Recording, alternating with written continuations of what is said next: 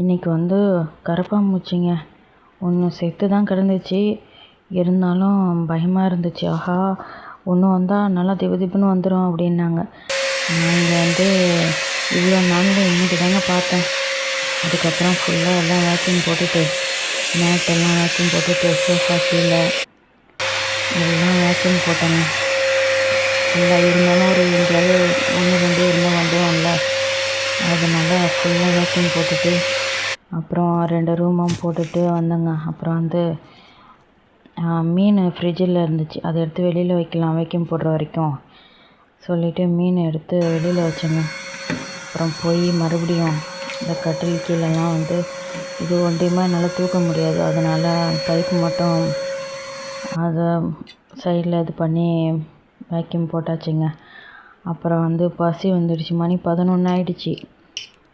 இந்த vacuum போட்டதுலேயே time ஆனதே தெரியல. பசி வந்துடுச்சின்னு சொல்லிவிட்டு மக்ருனி சாப்பிட்டுட்டாங்க. சாப்பிட்டுட்டு அப்புறம் மத்தியானத்துக்கு சரி ரொட்டி போட்டு வச்சிடலாம், 6 நாளும் சாப்பிட்டுக்குவாங்க, ஒன்றும் பிரச்சனை இல்லை, சாஃப்டாக தான் இருக்கும். இங்கே பார்த்தீங்களா ரொட்டி பில்லோ மாதிரி இருக்குது பார்த்தீங்களா.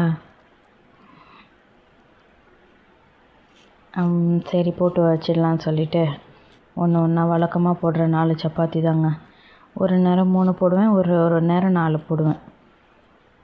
போட்டு வச்சுட்டு இதை வந்து நெய் தடவுறேங்க சும்மா லைட்டாக வாசத்துக்கு. அவங்க வந்து சுக்கா ரொட்டி தான் கேட்டாங்க, அதனால் நெய் தடவுறேங்க. அப்புறம் பசங்களை கூட்டிகிட்டு வர்றதுக்கு ஸ்கூலுக்கு கிளம்புனோம். இந்த நேரம் பார்த்து லிஃப்ட்டு ரொம்ப பிஸியாக இருந்துச்சு. அப்புறமா ஒரு வழியாக வந்துடுச்சுங்க.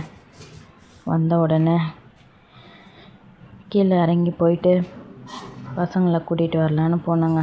ஏன்னா ஸ்கூல் வேன் வந்துடும், ஆல்ரெடி ஒரு 5 நிமிஷம் லேட்டு, அதனால் சீக்கிரமாக போயிட்டு பார்த்தா செம்ம வெயில். பார்த்தீங்களா, வேனை வந்துடுச்சு. பசங்களையும் கூப்பிட்டுக்கிட்டு இன்னும் இறங்கி வரல, கூப்பிட்டுக்கிட்டு மறுபடியும் வீட்டுக்கு போயிட்டுருக்கேன். மறுபடியும் லிஃப்ட்டுக்கு வெயிட்டிங், வீட்டுக்கு போகிறதுக்காக. அப்புறமா ஒரு வழியாக வந்துடுச்சா.